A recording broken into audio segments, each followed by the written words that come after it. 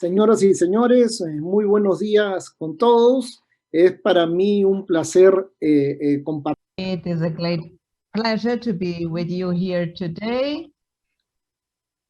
And we will start our conference now.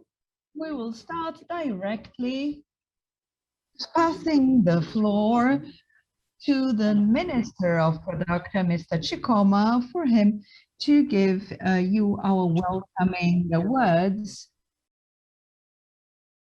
Thank you very much. Thank you to the Minister of the Environment of Peru, my colleague, Mr. Ricardo Hausen. He's the new, he is from the University of Harvard. It is a real pleasure. It's an honor that he was my professor also at the university, and also Ministro, the former minister, colega Roxana Barrantes, and a todos my los colleague Roxana Barrantes, and all our y bueno, colleagues contarles que nuestro propósito desde el Ministerio de Producción es producir juntas y juntos el Perú del Bicentenario, siempre lo decimos, y este Perú del Bicentenario lo enfocamos como un Perú con producción innovadora, producción inclusiva y producción sostenible. Sin esta visión para la Amazonía, justamente no podemos lograr este propósito cuando contamos con el pulmón del planeta, una parte importante de nuestro territorio.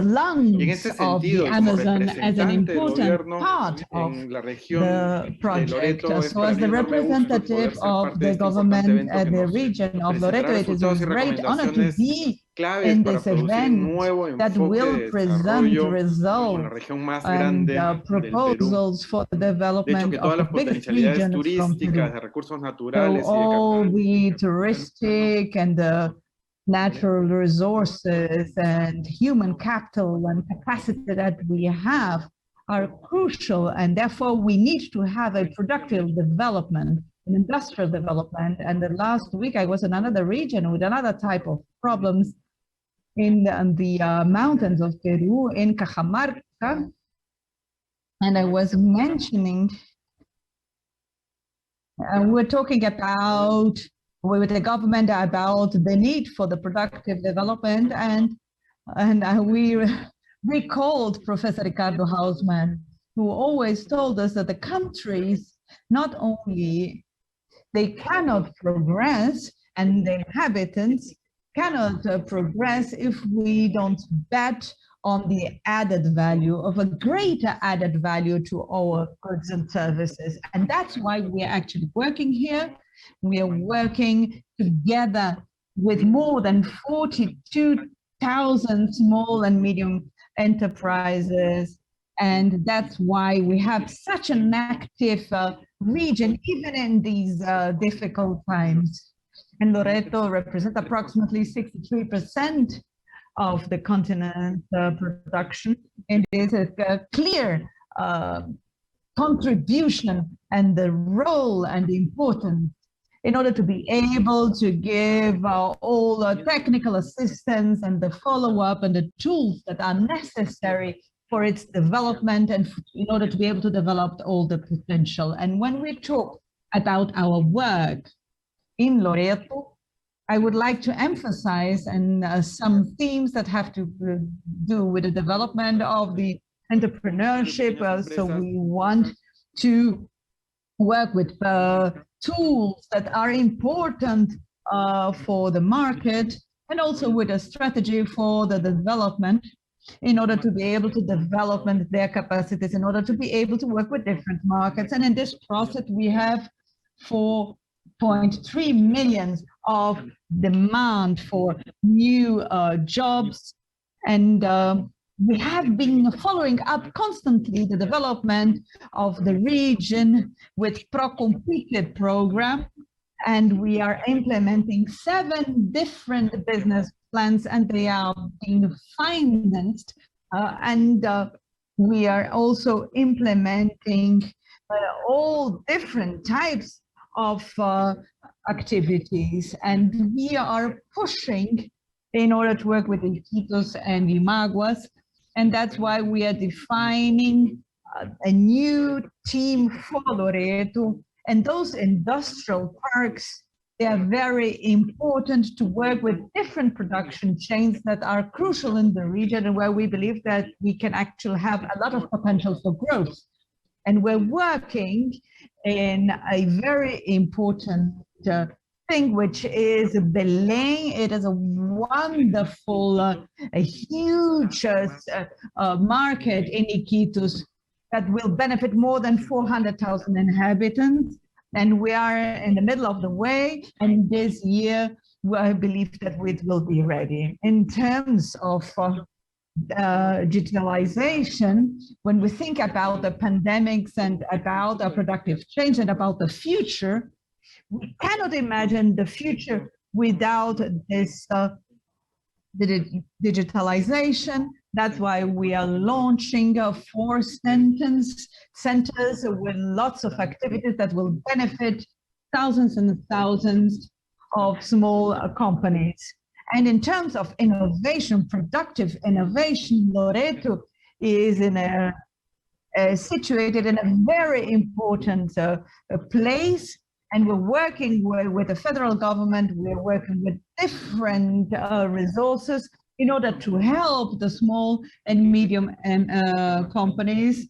And therefore, we will be able to face the new challenges. And I would like to emphasize in terms of technological transference, we have been working a lot with the productive areas, and today we have loads of innovations, and we are supporting the small and medium enterprises in order to have more added value to the raw materials. So we have a commitment. So for the entrepreneurs, they have to understand that we are their strategic partners, and we work towards including them, and we want our productive chains to actually add value and welfare. And I think that this meeting will be very profitable for our sector, and we have to really pay attention to the different results. So therefore, we have to include innovation, sustainability, and inclusion. Thank you very much indeed. Thank you very much, Minister, for your participation. And now it is a great pleasure for me to pass on the floor to the Minister of the Environment, Gabriel Quijandría, who was responsible about this study a year and a half, I don't remember, 2 years. And he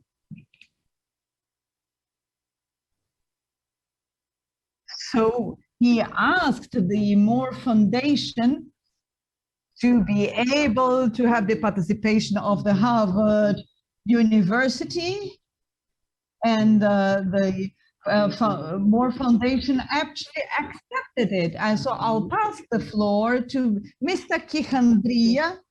So it is a great pleasure, Milton.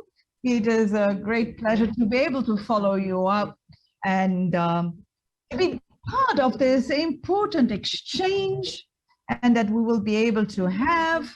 And I think that breaking some paradigms and showing that it is possible to have development, and that don't necessarily mean a conflict, as it was mentioned by Chikoma, between a healthy environment and a prosperous economy that will work towards actually having well-being and welfare.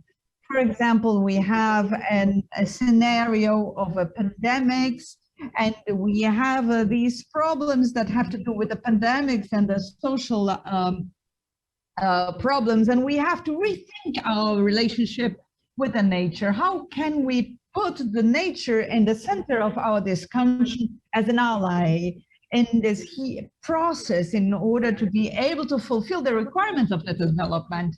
So, and I think it's quite clear here in Ovento, the nature, we have to work with people, not against them, in order, it can't be a restriction to actually be able to create a welfare and resources.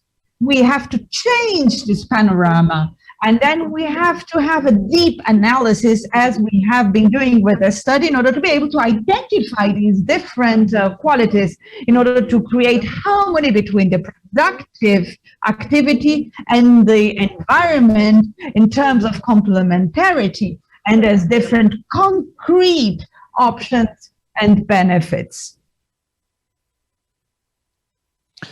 And that we have to leave behind some of the discussions that have blocked some process that look forward. Meaning, we all know that in Loreto there are discussions going on about the role played by the oil industry, the low prices or low oil production. It is reflected, and the reduction of the available budget for development. So what has been put forth is that there are alternative options that do not condemn the region to be just waiting for higher oil prices or increased production. There are other options that would allow the region to break with this dependency, the strong dependency on this theme, or something else in the forestry area. And very complex in these cases, some 5 years ago, with logging shipments that had problems in Mexico and the US, which had an effect on the industry, which was beginning to drive and to develop in the region. So the study shows that there are options. There are options connected to capacities which have already been developed in the region. And they are looking at how it apply or will apply to other industries, or to generating greater added value in terms of horizontal or vertical integration of industries in order to generate greater benefits. But we can develop other revenue possibilities from elements that come from the biological diversity. Abundant resource such as solar energy, the solar radiation in this region could be used for energy supply problems, as indicated by the study, for the future the development of the region. And that has to be done on a sustainable manner. So by means of the power of nature, we'll have that working towards solving those problems. And so how do we do it in terms of thinking outside the box in order to drive these processes which are already ongoing? Like many entrepreneurs, in many cases, based on their own drive and the thrust to increase the development of natural rubber, for instance, and other products that have the possibility to be scaled up. But they require the support of the states, as Mr. Chacoma was saying, that are connected to these new successful business or industries that could generate some change in the perspective of developing the region. And that requires also a very intensive job in terms of the states generating the signals and the directions and the regulatory incentives, together with civil society organizations looking for the integration of the community, looking for the integration of the potential that is, for instance, in scaling up or improving the efficiency of traditional activities. And what is the potential connection with the private sector? The capacity for innovation, capacity for moving the necessary funding in order to materialize these new sources of development in a region. Now, concerning that, we have to recognize that it's not that there hasn't been any investment, but there has been investment, but it's not equal. It's not the same. It has been, those investments have been related to investments or to initiatives that were successful in other regions. So that leads us to think about the conditions that are being generated. The pandemic has posed or has brought forth some debates that we have to be dealing with, which involve that the need for roads that we conceived during the 50s and the 60s in order to integrate the Amazon, or is that as broadband a more critical issue in order to integrate remote businesses now? So there's this process of materializing the economy, which has taken speed in the past year, given the event of remote work and the possibility of resorting to the remote connections. And so that has established a path that has to be very concretely or very materially exploited in order to see how it can be done. Obviously, the world was not prepared to deal with this issue of distances and the issue of not working in person anymore. And there's a new possibility to develop new pathways for the developments that will be less costly in terms of the environment, and eventually are costly in terms of well-being as well. Thank you very much. Thank you very much, Mr. Minister. Very fine words. Now, according to the program, we'll have the presentation of the regional governor who has not been able to come because of further reasons. So I'll pass the floor to Mr. Sergio Donaye, who's the regional director for agriculture. So he will share some words, and we would like to use this opportunity to greet the regional director of the Loreto department of the Loreto state. Good morning. Good morning, everybody. I would like to greet all of you for the honor to participate in this important event.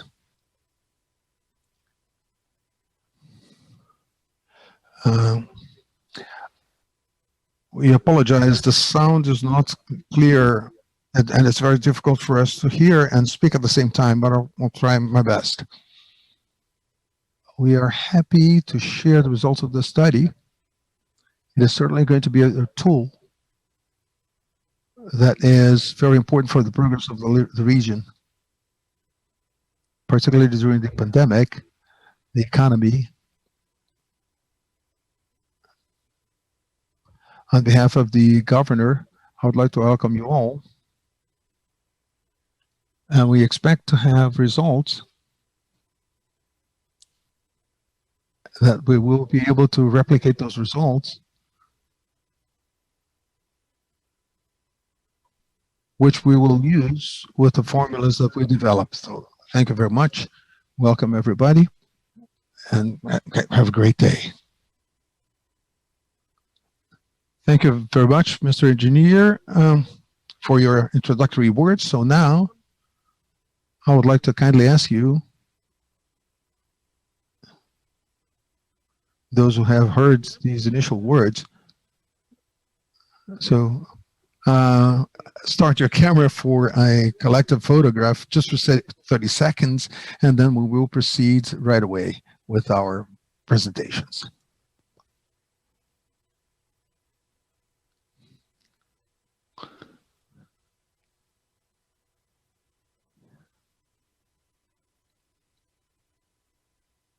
I will now proceed with the program. Thank you very much. We will delve into the subject right away. So we will introduce the study, a research study conducted by the Harvard University's Growth Laboratory. We are fortunately to have Mr. Ricardo Hausman, who's the founder and director of this prestigious Center of Academic Research of this university, which is likely to be, if not the most famous university in the world, it's most likely amongst the top 2 or 3 most famous universities in the world. Ricardo Hausman has been the minister for planning in Venezuela, and he's got a background in economy as well as graduate degrees in economics as well. So we'll pass the floor to Mr. Ricardo Hausman right away. Sorry, Mr. Hausman, you haven't got no audio. The audio's off. Yeah. Okay, it always happens. So it is indeed an honor for me, a pleasure to be here at this meeting, and having had the privilege, having been able to get involved with the theme of Loreto, to think about those themes and to learn a lot from all of you for that purpose. So I'd like to thank you. And I have to thank the Gordon and Betty Moore Foundation from the bottom of my heart, also to Christina McNabb and John for the support, for the confidence and the support they have given me for the opportunity to participate in the event and to learn so much. So I'd like to express my gratitude as well to the Minister of the Environment, Gabriel Quejandria. We started the project together, and the project has been taken forth, and we see how much it's grown and how much it's been developing. So for the chance to provide feedback, so I would also express my greetings to the Vice Minister and to this great student, Jose Luis Chicoma, who is now the Minister of the Economy, who has played a very important role in Mexico, and now the Minister of Production in Peru. I would also like to express my gratitude to Milton Hevesi for all of the support they have given in developing this project. I have been very enthusiastic about this opportunity to develop this project. If you are told that there's a city called Loreto and there's no connection to that city by land, and that city has 500,000 inhabitants, so it's the largest city without any road connections in the world. And it's incredible, and it's been growing, and it's doing well, and it's doing a lot better than my country. As I come from Venezuela, so there will be lots of things to learn from that experience, that's been very good for all of us. And this is I've been thinking about it. I had the opportunity of working in Australia. And it's got 45% of the territory in Australia, but 8% of the population. So it's a very particular case. It's a very remote area. So this has helped us with an example of development for regions which are remote and how they can deal with this type of problem in such situations. Furthermore, this was a project where we had the opportunity to take this trade-off between more development and more conservation.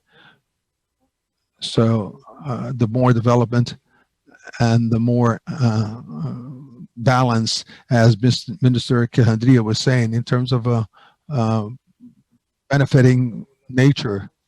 So that requires further reflection to see that as an element of development. So obviously we would like to, we have the challenge of how those things get to be studied. So using the technologies, using the methods that we had developed. But sometimes we have developed those things. Often we develop those things for countries rather than for specific regions, particularly for regions where the geography plays such an important role.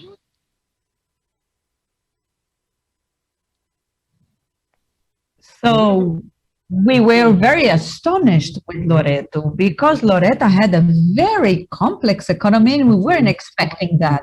There are much more activities in Loreto than we could actually expect. And even if compared to other regions of the Amazon basin, be it in the Peruvian Amazon or the Colombian Amazon, so there is something. So there is much more productive capacity than we actually expected. And this became quite clear. In order to be able to create studies with a wide database, and that could include Loreto, but could also include the Brazilian or the Colombian Amazon anyway, in order to be able to do a deep analysis. And in the case in Loreto, we managed to actually show this wonderful region. So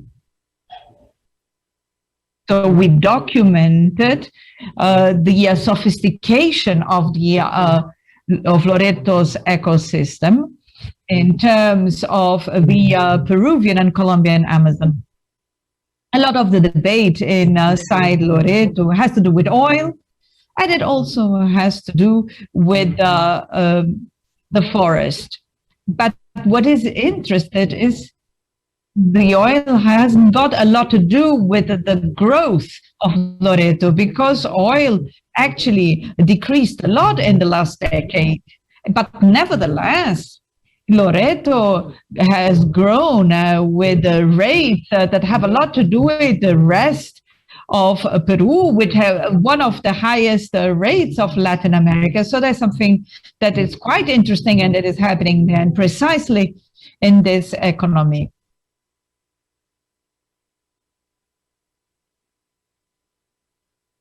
And it is different a bit from the perspective and about the stories that we hear about the region. So this really generated a lot of enthusiasm. We saw that there was a lot of potential.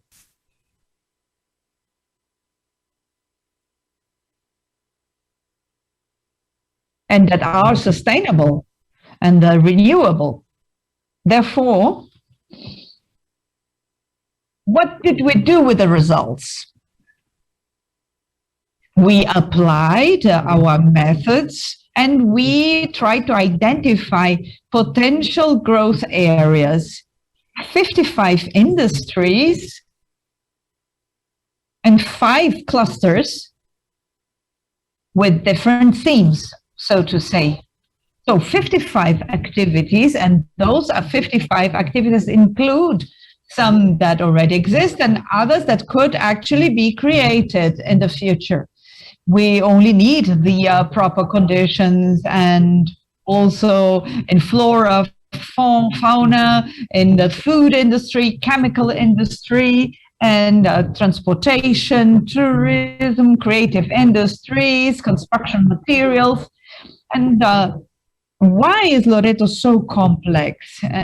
And we understood it afterwards, because the things have to be done there. And it works much better there than in other places. And we noticed that you can think about many different interesting things there in Loreto. And of course, these activities, they face some problems. One of the problems is the transport. of course, there are different ways of actually improving the transportation through the rivers. Perhaps we can improve that, and this could then facilitate the transportation through the different rivers. And the area is not properly connected in terms of electricity. And of course, and fiber oil is much more expensive and much more expensive than other renewable energies. And the region is not actually exploring all the possibilities. And we believe that could improve the growth, and this could allow for the expansion of different activities that to a certain extent need more competitive energetic resources. And then we thought that it was important to have a regional capacity, because there are many obstacles and many different problems. The improvement of the port, for example. This is something that could be done, but someone has to be responsible for that. If there are obstacles in the region, someone needs to be able to work with the national capacity building, and regionally as well. And in this sense, in this train of thought, I think that it is important to have a coordination. You have to work with the public sector when you have a public sector. And this happens in all countries. It's difficult to coordinate it. Sometimes it is more difficult to work with the coordination between public sectors. So we have to strengthen the regional capacity and be able to solve many different problems in the region, and in order to be able to have new activities that may be worth it. But we need to dedicate time and care. And we learned a lot in this project. We're through the Moore Foundation and with this experience. And I would like to thank all the people that were interviewed, that we consulted, participated in the elaboration of the work, because we expect that we may be useful.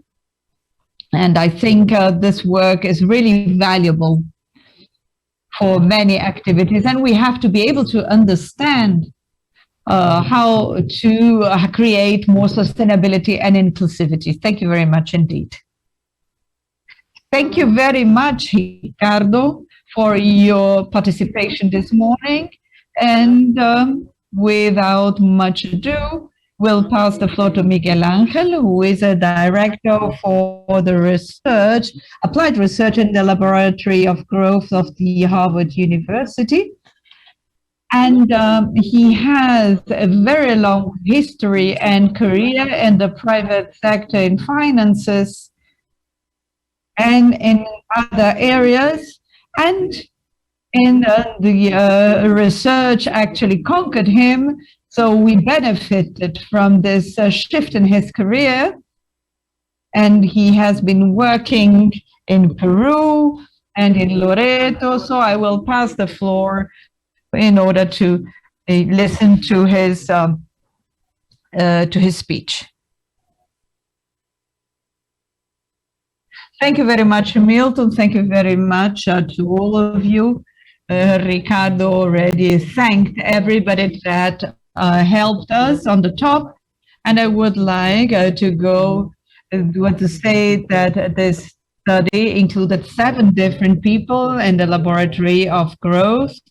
And we have 2 environmental experts, and that dealt with the different elements of the Loreto region, and we analyzed the different aspects And so I would like to share with you our study.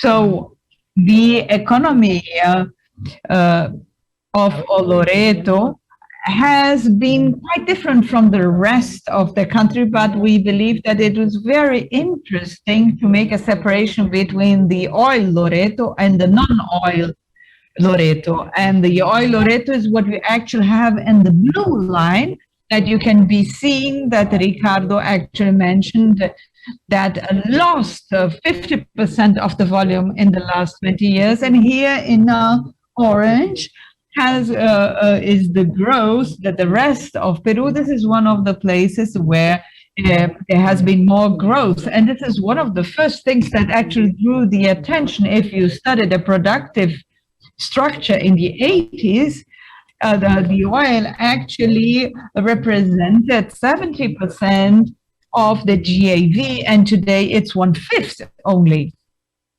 In terms of what actually generated this growth, when we started to notice this, and we actually talked to different local authorities, where can you see these problems? And what about the oil sector? The great majority of the non-oil industry are activities that can only be consumed there in Loreto. They are not very traceable, like commerce, transportation, telecommunications, but it is true that in Loreto we have many things that need to be consumed that cannot be done in Loreto. In order for Loreto to be able to pay for it, they will have to increase things that they can actually sell outside the state.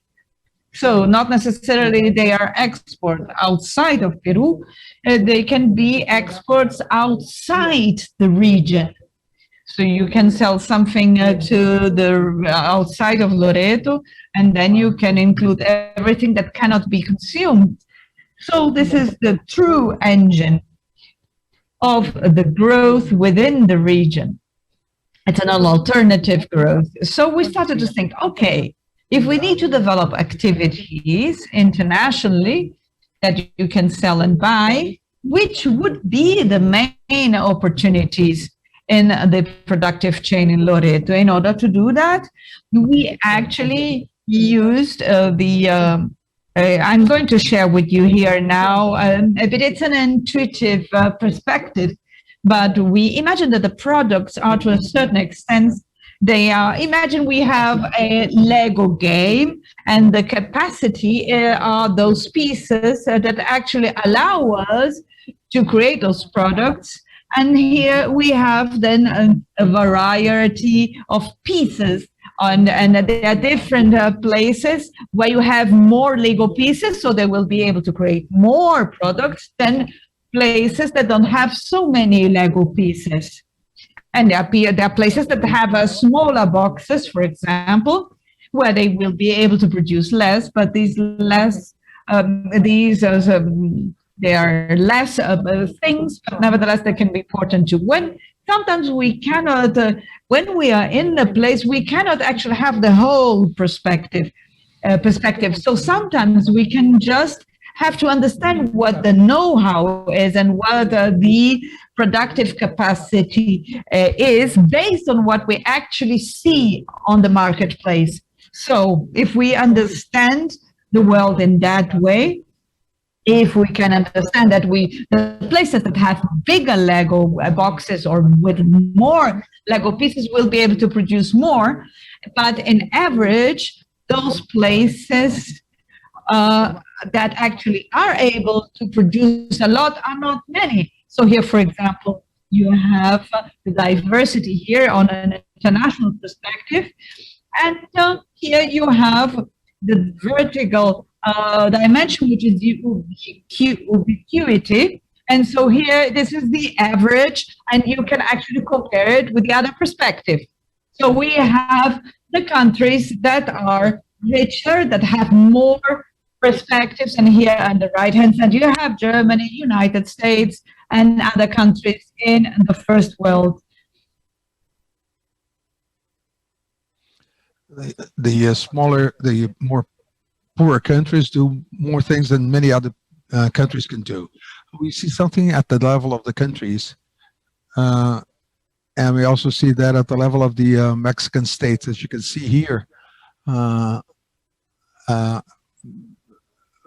which is well known. We see that about cities in Turkey and also in municipalities in Chile. So there is this correlation, which happens at the populational level, but also when you analyze the smaller subnational units, which represent the states in Peru and the Amazonian states. As you can see in this chart, you have the red dots for the states in Peru, and Loreto is represented by a blue triangle, and then we have the Amazonian states in Colombia and the Amazonian states in Brazil. Amazon, capital Manaus, Acre, and Pará. And here we see this reverse relation between diversity and complexity, which we have seen at the subnational dimensions in many countries. Loreto appears at the top on the left with greater diversity than all of the other Colombian and Amazonian states, which are significantly smaller than the Amazonian and Brazilian states. Based on this rate of diversity and or equity, we calculate the level of economic complexity of the place, which looks at estimating how many pieces are there in the legal boxes of those many places which can produce more, and see that Loreto occupies an intermediary position among the states. And Peru, as you can see in blue in this chart, and it's more complex, more diverse and rich in terms of capacity than all of the other 4 Colombian Amazonian states, and you can compare to the 3 Brazilian states. This level of economic complexity is directly related with revenues, income, and the economic complexity is associated to the per capita income, and the errors in terms of income, which are registered on the site according to the diversity. They will be providing information on the growth rates. So here, the Peruvian states, we see much higher income than would be expected from the complexity. So that's a mistake in the indicator that in the future, if the state won't be capable of increase the complexity, and it's going to grow at a lower rate. But in the case of Loreto, below the line, this place presents a level of economic complexity which is compliant with this higher economic growth. So in a more complex Lego comparison, the question we have to ask is why that has not happened on a spontaneous basis. And then we move on to the concept of space of the industries. That is a visualization of the networks that allow us to understand how places diversify. 1,046 industries that are located in the region, as Ricardo mentioned, that were used as basis for this project.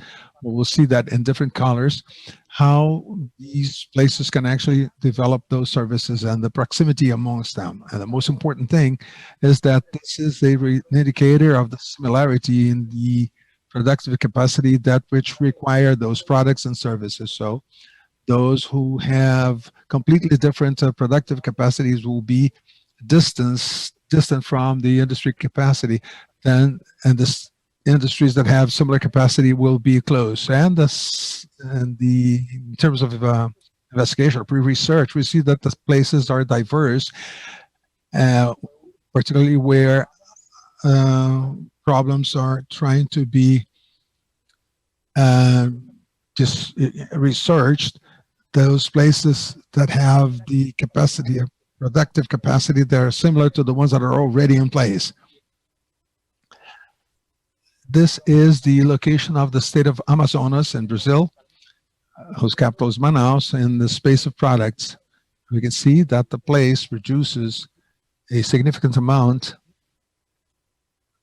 of the hubs, which is different from the productive space of Loreto, which is less populated than the space of products in Brazil, in Amazonas, which says that Loreto can actually make less goods and services than the state of Amazonas in Brazil, but a certain wealth is found there, which is an indicator of a significant toolbox, and that there are certain blocks, for instance, manufacture and professional services sectors in the reddish colors, and the pinkish ones are more related to trade. So in terms of the space of products, to analyze the opportunities for diversification that could require capacities that come to those places which are therefore more accessible, and what are these capacities.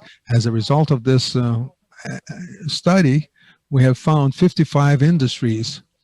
Again, it seems to be a very high number, but in 1074, so that's 55 industries that have a high potential in Loreto, and we have grouped them at the level of 5 theme areas: the wildlife, food and chemistry, and services, transport services, creative industries, and construction manufacture. The details for each one are developed down the slide below, and as we can see in darker color or in bold type, we can see those which are already present in Loreto. So Loreto could based on those in order to grow even more, but the others are the ones that are not included in Loreto, cannot be found in Loreto for the time being. Those opportunities are included in the report, but they have been identified at a very close level of definition. But they have been clustered as such because from our experience, we can see that it facilitates governmental approaches, which has to be done at the lower codes, which cannot be put together in terms of what can be done when we talk about more aggregate clusters. Another question, since we have come this far, if all of these possibilities are there in terms of productive diversification, we have identified 55 industries that are like Lego pieces, many of which are already present in Loreto. So how can that not have happened in spontaneous manner? So Loreto may materialize those opportunities. So we have developed this very broad study and diagnosis of growth in Loreto that involves all of the branches that I'm describing to you in terms of transport by air, by river, and human capital, electricity, water. So that does not involve an evaluation of macroeconomic risks, because we're comparing Loreto to other places still in Peru, but that is, or those are factors that affect all equally. And that could bring about important differentiations at the regional level. That will involve coordination and the diversification and the financial possibilities. After that, we see that the conclusion is that the main limitations to growth, the first one is connectivity, transport connectivity. Since this is a place that's virtually isolated, and whatever has to be imported but cannot be imported, they have to be developed locally, and that doesn't mean that Loreto will have the level of knowledge that is any higher than expected, but that explains that it cannot be used for the goods and services that could be sold outside the state because of the condition of isolation. So that would be an initial strategy, but we have to look for a way in which we will be able to overcome those barriers by improving the transport connectivity. The second potential is energy. Loreto depends on a structure that is a lot more costly and involve more environmental pollution that would be able to allow the marginal cost that would also contribute to reducing pollution in terms of using oil, but looking at replacing the use of oil-related fuels. And lastly, we have observed a capacity differentiation that will allow to solve the coordination problems. And when we talk about coordination, we're talking about public-public and public-private, and that provides development opportunities. We know that Loreto is looking at tapping from the diversification opportunities less than other states in Peru. But this incapacity is what explains that they have not been able to capitalize on the knowledge that the state already holds, and we had mentioned before. So how can we solve or alleviate the main restrictions to growth? We have looked at the options to transport. Loreto is well connected in terms of aerial transport, and also it's well connected to Quito than the other capitals, a little more difficult for other places in the countryside at the level of land transportation, to explore or to improve the connectivity by means of roads based on similar projects which could improve. And we have looked at the different capacities of roads, so we have to look at the concrete impacts in terms of increasing the added value and increasing number of jobs and the size of those jobs, which would provide significant impact because there is a significant environmental impact.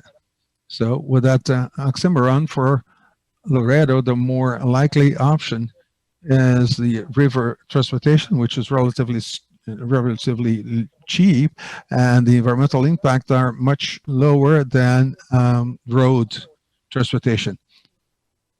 So in terms of time and predictability, there's great uncertainty in terms of the river traffic, which generates costs than to the smaller companies than the larger companies that can produce and sell in greater amounts, and because they have a significant force than the smaller and medium-sized companies.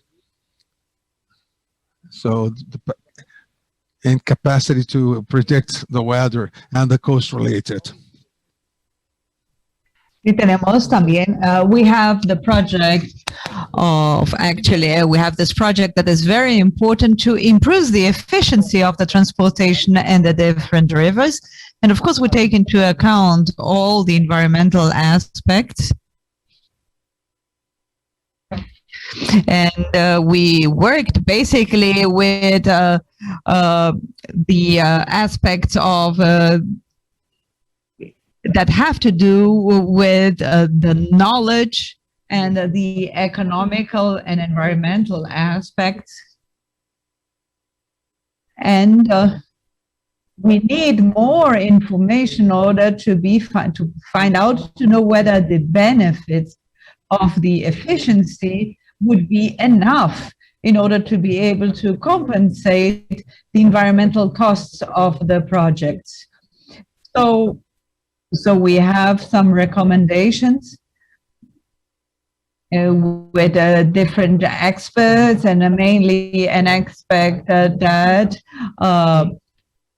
works with us on environmental aspects that make different contributions, and in order for the government to be able to take a proper decision in terms of electricity, was that we actually analyzed the perspectives of creating different forms of renewable energies. So we cannot, it doesn't make sense to actually stimulate, for example, the wind energy if we don't have the studies. We made a quite simple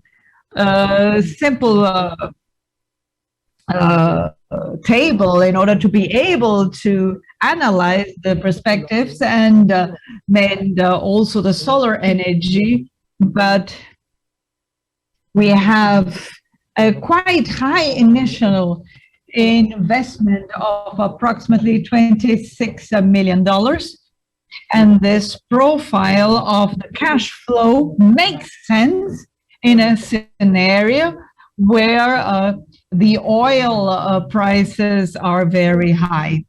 Again, we need to analyze the economical benefits of the project.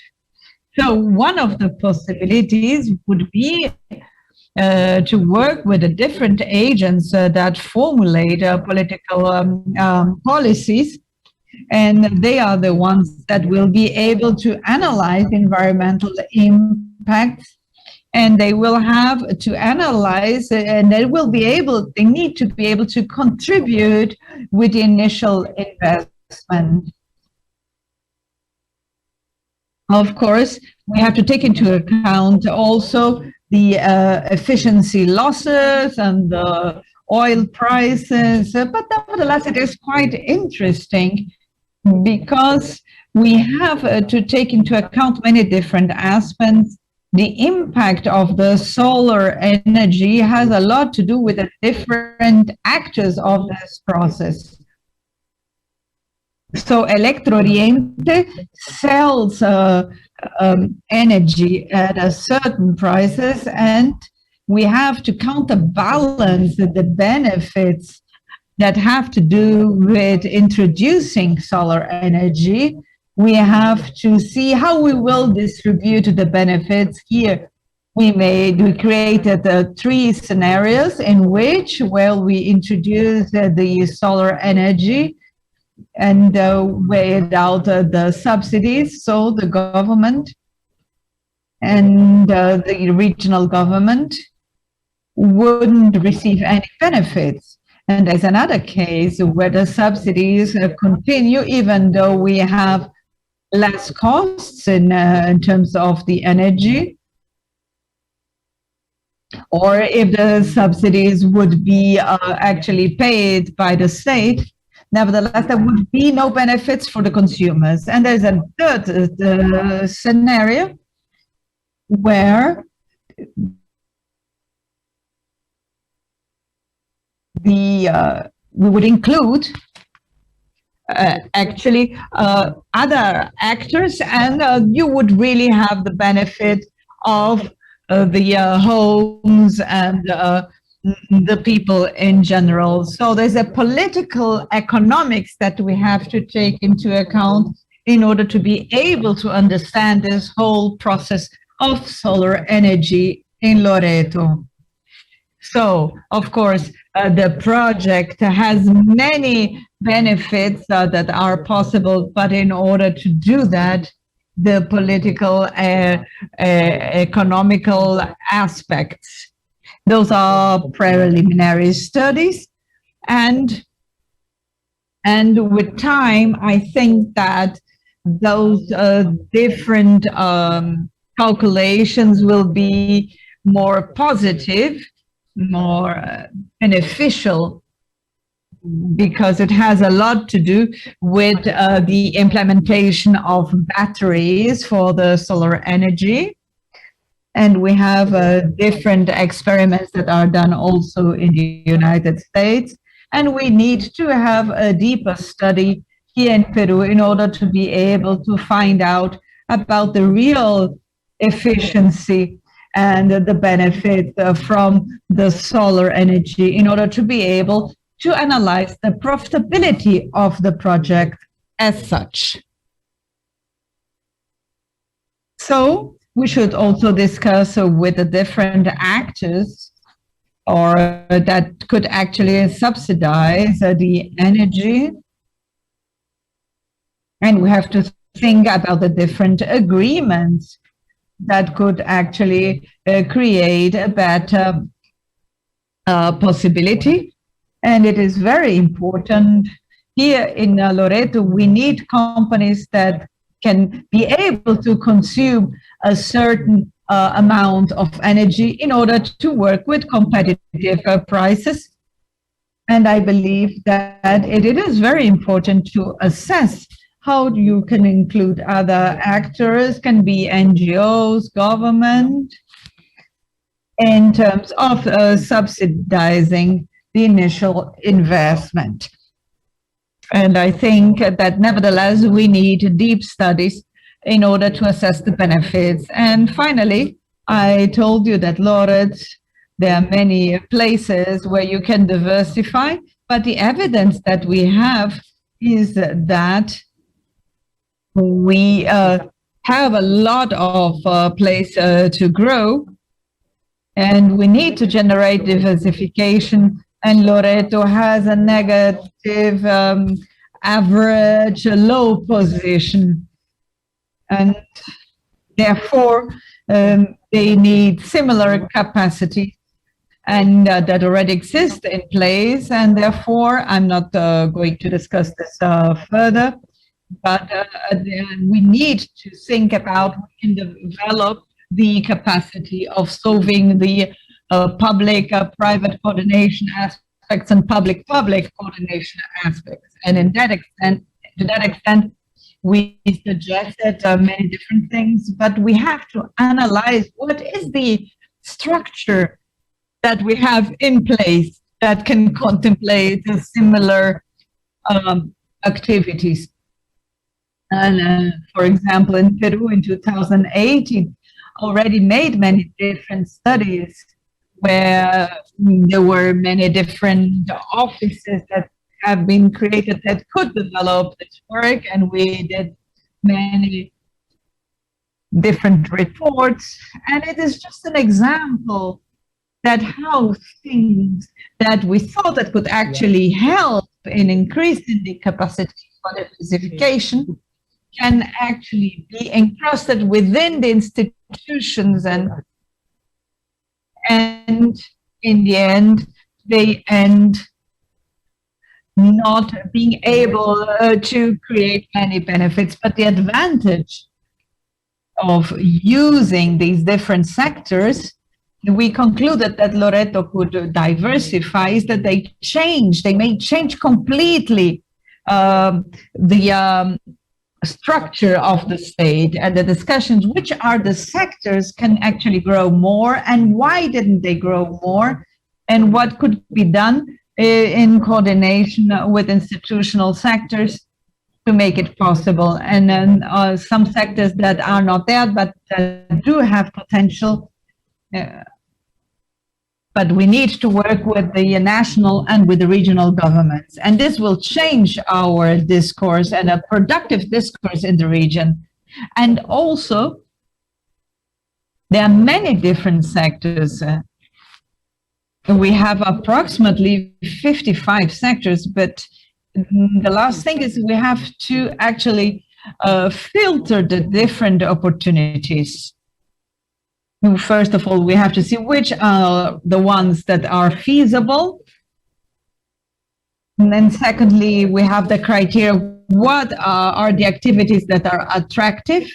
And finally, to which extent do they actually comply with the environmental balance? And I think this is all very important. So basically, we define feasibility, and we identified that, for example, electricity is a restriction, is a problem.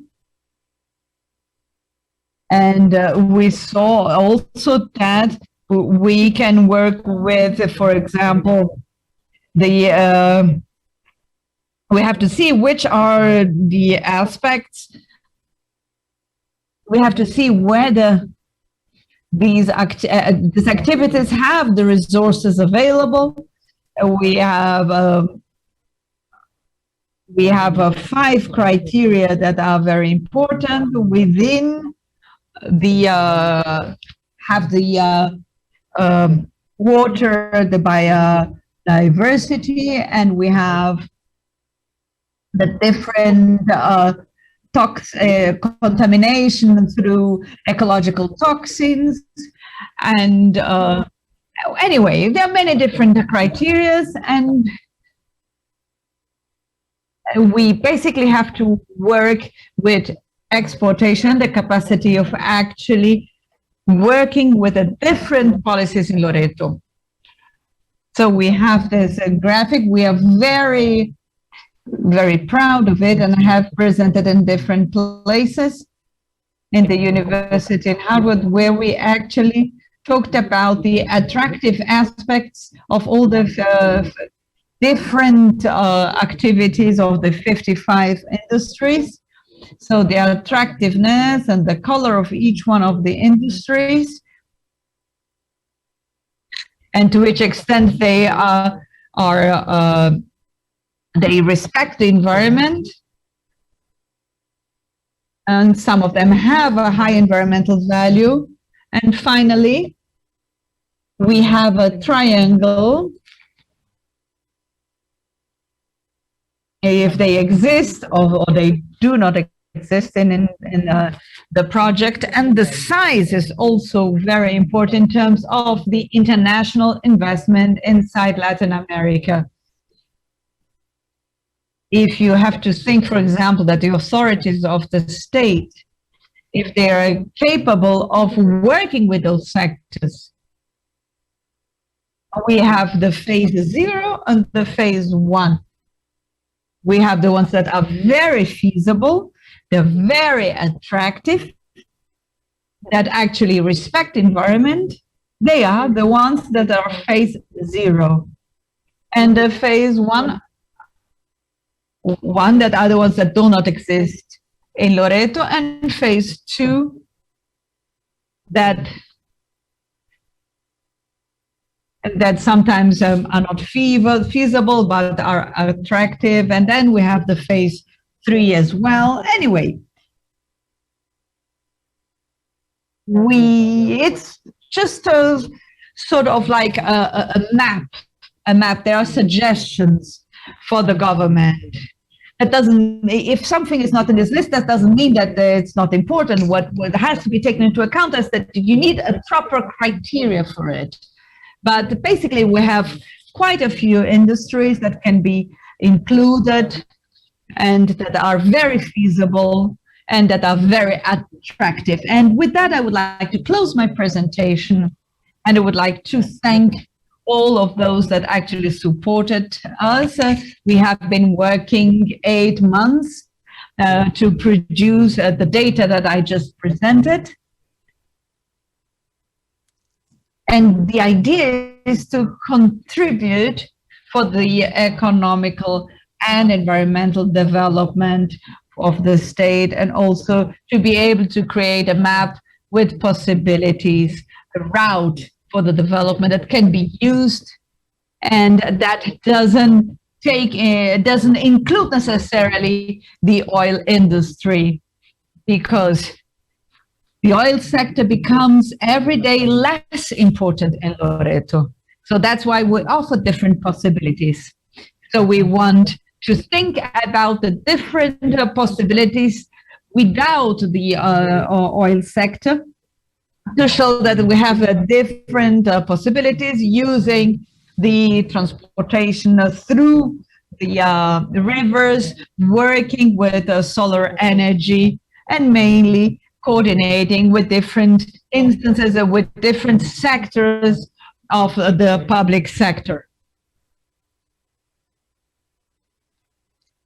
I have dedicated a single slide to that, and though it seems a little less appealing, because it's a methodological matter, but those things depend on implementation. This is why the recommendations are, I have dedicated a particularly large part of this presentation. And lastly, I'd like to say that and none of our suggestions includes any magical solution, because they will position themselves within what Loreto is now and what Loreto can be, as we all dream. Those are things that will require from all of our stakeholders to change the way they see the problem from a different perspective that they saw before, and that development is a possibility, and that will make Loreto as prosperous as possible. So thank you very much for your time and attention.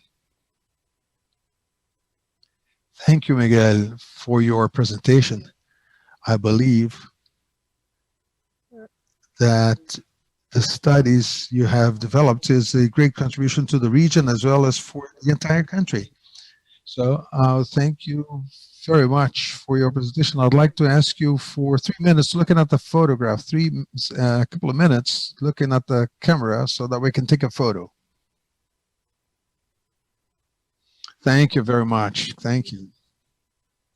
And now we'll move on to a debate session. And I'd like to mention this study, which was developed by the team of researchers from the Growth Laboratory, which was followed by a group of consultants who, in recent months, the committee members made comments on the work. So we have selected 3 of those members to offer some reactions to what has been presented. And in that sense, I would like to introduce Rosana Barrantes, the main researcher for the Peruvian Research Center, Mariane Gabriel Dali, who's Director of Private Investment in the Ministry of Economy and Finance, and also Mariana Montoya, who's the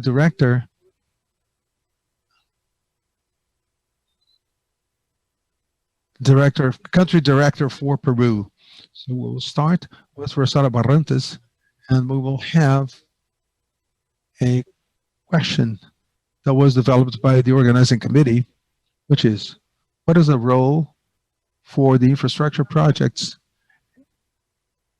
in a sustainable development scheme, long-term development, particularly for the Loreto region? Because for many years there was this discussion about a potential trade-off between infrastructure projects and conservation. So what is your opinion, please, Roxana?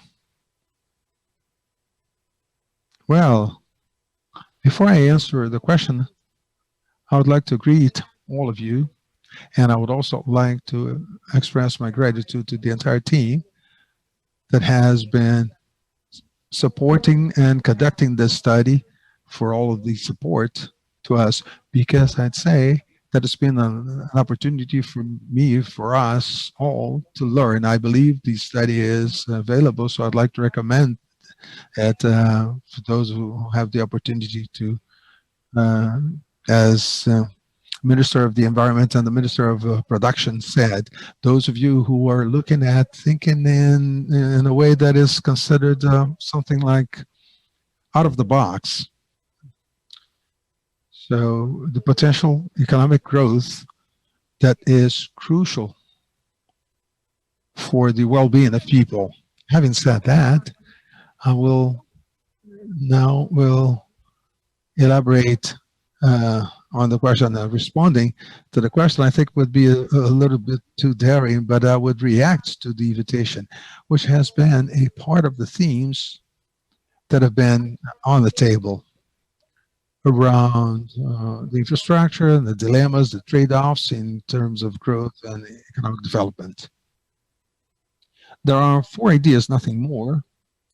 I'll try to be very accurate. The first thing we have to consider when we look at addressing this concern is that the word infrastructure, at the end of the day, it's a collective noun of different ways to address the capital required in order to carry forward any type of activity.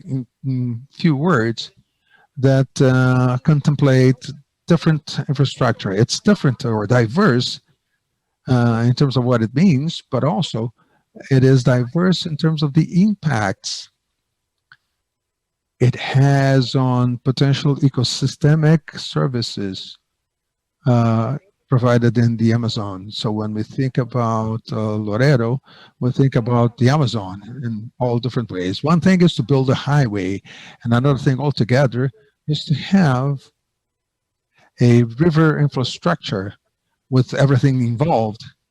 Small boats, large boats, the type of ports, how you're going to access the port, and so on and so forth.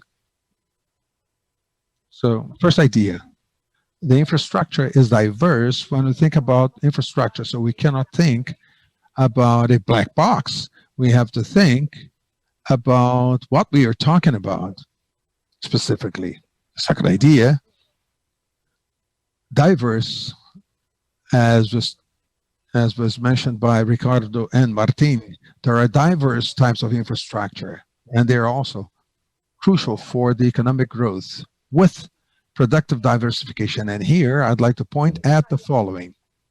One of the main lessons in terms of the approach provided by Harvard's Growth Laboratory, which is to think about diversification and to think about diversification not on the basis of what I had in a dream or the nightmare I had at night, but it will have to identify existing complexity and the intensive and extensive images. So different types of infrastructure to address productive diversification and this is the idea, to reduce the pressure on the degradation of natural capital. Because will you industrialize? Of course, we will generate jobs. We will open up opportunities. Now, with these opportunities, I will have less poverty, and I'll have less pressure on deforestation. I will have less pressure on degradation of the ecosystems and the natural capital. So diversification is necessary, but with specific infrastructure in order to minimize those risks to ecosystemic services. And now the third idea in the minute I still have, whatever infrastructure development or any economic activity development involves costs, and we have to have that in consideration. We have what is the way to do productive diversification if we do use natural resources and if we do not get rid of the limiting factors which have been identified in the study. Many of those costs are certainly going to be uncertain, and furthermore, some of them will have, at least for the level of knowledge we have today, they will have irreversible consequences.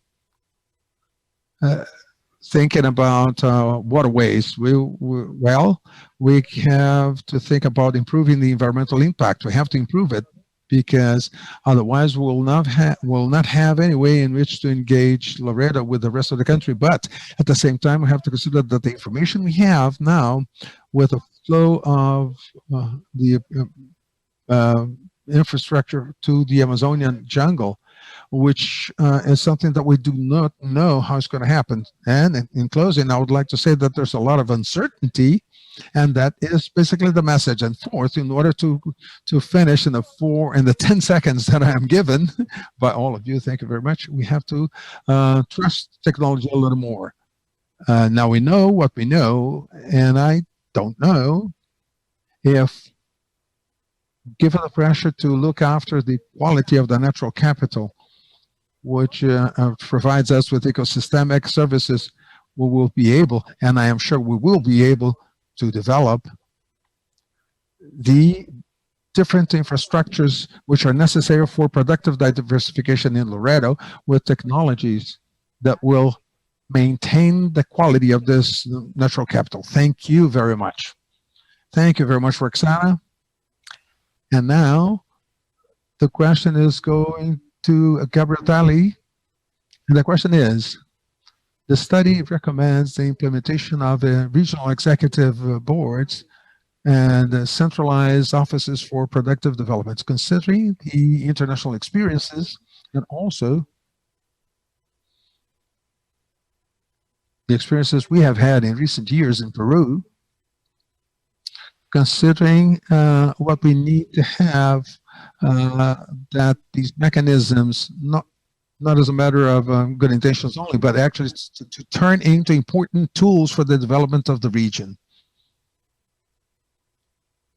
Good morning, everybody. Thank you very much. So I'd like to congratulate the team for those 8 months. We have been keeping track of the efforts and for the efforts you have provided. First of all, I would like to focus on the executive boards. They have been a very important mechanism at the level of the executive power in the country.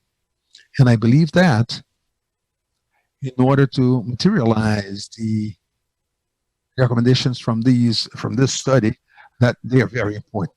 And they are very important because this study, first, it implies an exercise of prioritization with different facets, given the limited resources which we will be focusing on.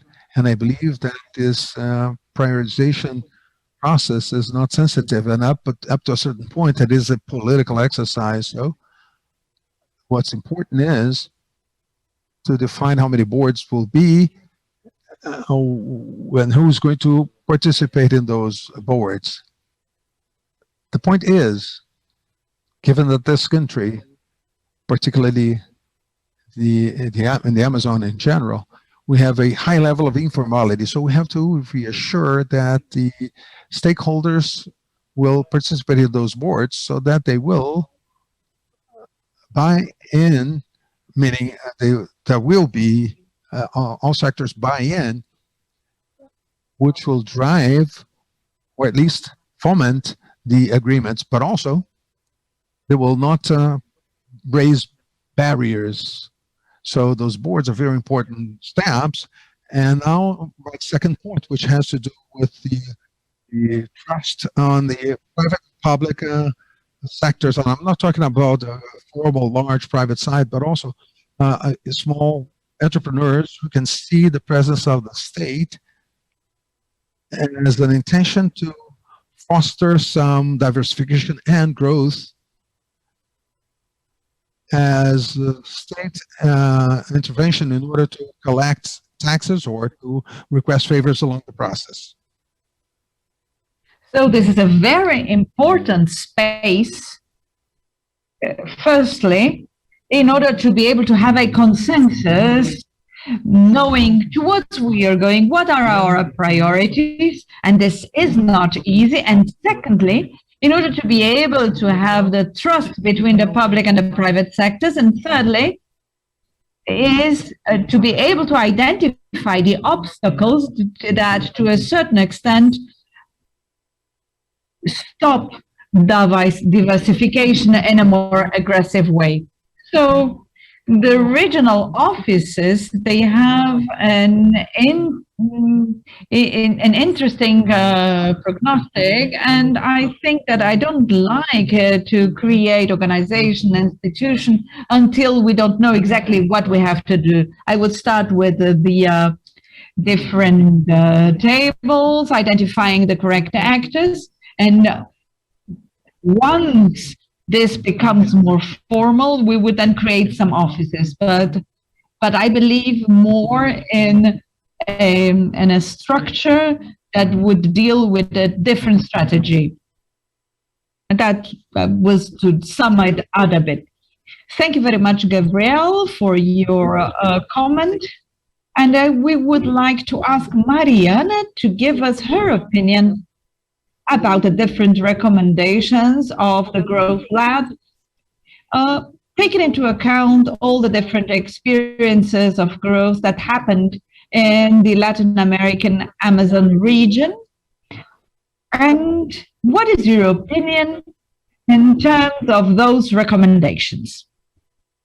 Thank you very much indeed, Milton, and thank you very much all of the participants for being able to participate in this interesting debate. First of all, I would like to congratulate the study of the Growth Lab, because I believe that those are recommendations that have to do with the development of Loreto, and they use a diagnostic that works with the territory and the sustainability. And it is important because what we actually have been seeing in different regions from the Amazon and in different countries is that sometimes the development of the Amazon is seen from a perspective from abroad, without taking into account the needs of the region itself. And I think this is very important, and that's why it is important to take those results into account. And Loreto has a lot of potential, as mentioned.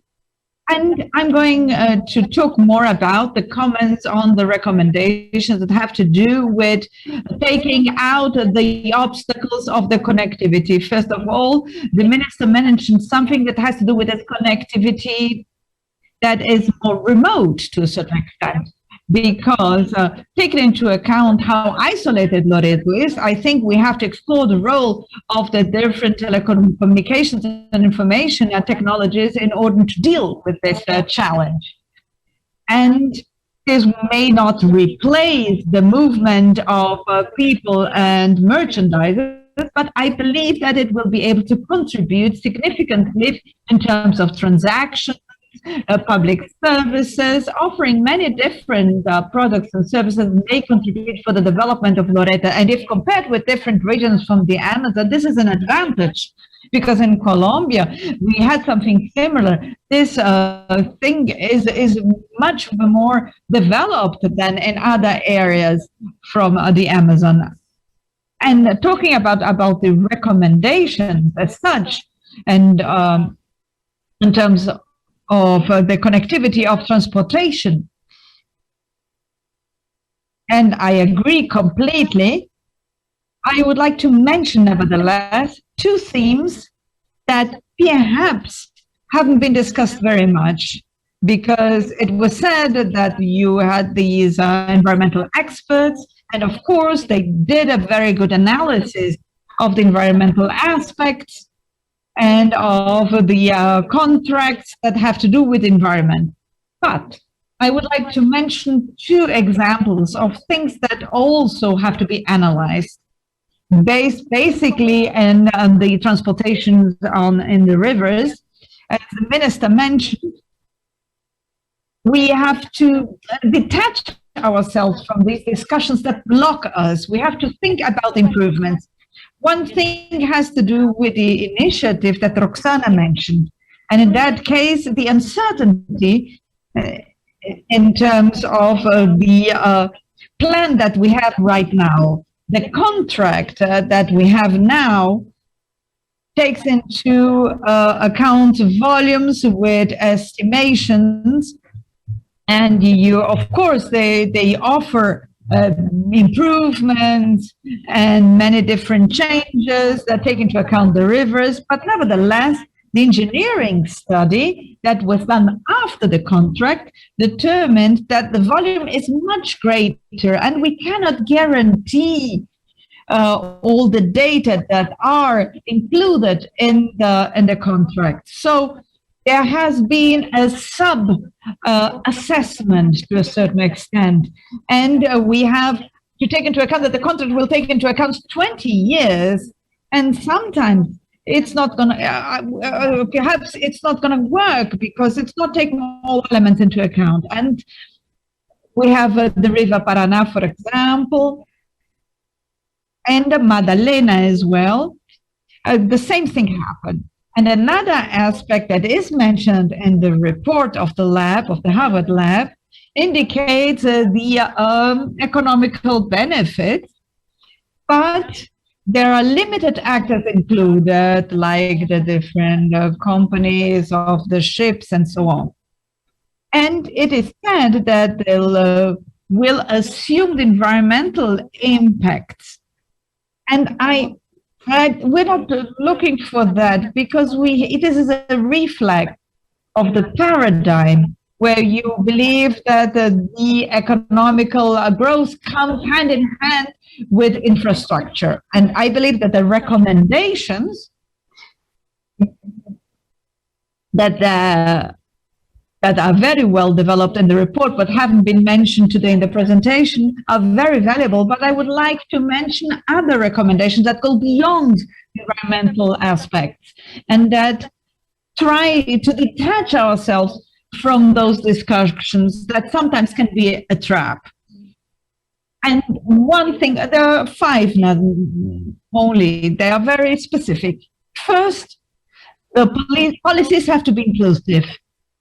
We have to optimize the intermediate ports. We need small ports in strategic places to improve transportation. And this would allow for this load flows to function with smaller loads, and this would be better for everybody. Secondly, to stimulate the development of ships with a design that really would take into account the different features of the rivers in the Amazon. And they have to be more efficient. And this would allow for more traffic that would have more flow, and this would reduce the needs that are in the contracts, because the contracts now, they're based on the ships that already exist without incentives. So we need this coordination that is actually mentioned by the same report in order to be able to implement it. And another aspect is the regulation and the inspections through specific directives that could be implemented through the Ministry of Transports and the ports and the different authorities. And the fourth aspect, to improve the knowledge of the dynamics of the rivers, because without that we cannot progress in actually improving the transportation. And finally, to close, to elaborate a policy for the rivers of the Amazon basin, taking into account the social, economical, and environmental aspect of the region. And I believe all this can be done by the institutions within a framework of their different tasks, and that can take into account all the development and a sustainable development. And thank you very much indeed. Thank you very much, Mariana. And then we had a very rich panel. Time flew. We went beyond time. And so, Luisa, you want to close? We would like to thank the participation of the ministers, of everybody. I would like to pass you the floor, Luisa, as the Vice Ministers. Thank you very much.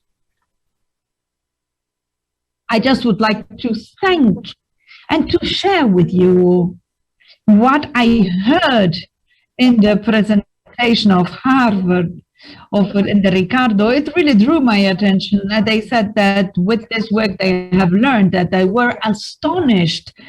And I think this is the attitude that today I can learn with this event. We have to learn. We have to learn how to be astonished, because this is important for the conversation. I'm a biologist, I'm the economist, but we have to approach that in that way, because long we have tried it to submit biodiversity to produce less, but trying to actually be prosperous, to be thriving. But now we are talking about productive diversification. We're saying the diversity in production, the diversity in capacity, in knowledge. This is an asset, and they go hand in hand with the biodiversity. So I believe that the next step, what we have to say, first of all, we have to take that to Loreto. This conversation and this event has to be done in Loreto. And how to organize significant conversation, not only in Loreto, but in the whole Amazon region, in order to benefit from the capacity, the knowledge, and the possibilities that take into account the nature. How can we use this huge Lego box that Miguel used as a symbol? How can we use this huge box with all the knowledge that we're having here? And with that, I would like to thank the Foundation More Foundation and Harvard and everybody, because it has been very interesting, and thank you very much. Thank you, Lupe. And now the final words. Avesita. Okay, we're already finishing. I would just like to thank everybody, and mainly the Harvard Lab for having done this excellent report that we're going to take with us as a learning asset or process, and we're going to take these lessons, lessons to the rest of the Amazon and to other countries. Thank you very much, Harvard, and thank you very much, all the participants from today. And I'm going to take with me this idea that we have very much this myth of the oil in Loreto, and with what we heard today, we have to rethink things and with a lot of creativity. Thank you very much to all. Thank you, Milton. Thank you to all. Thank you, Avesita. Thank you, Cristina, who was the one who actually created this whole event, articulated everything backstage. And thank you very much. And let's go back to our homes. Thank you very much.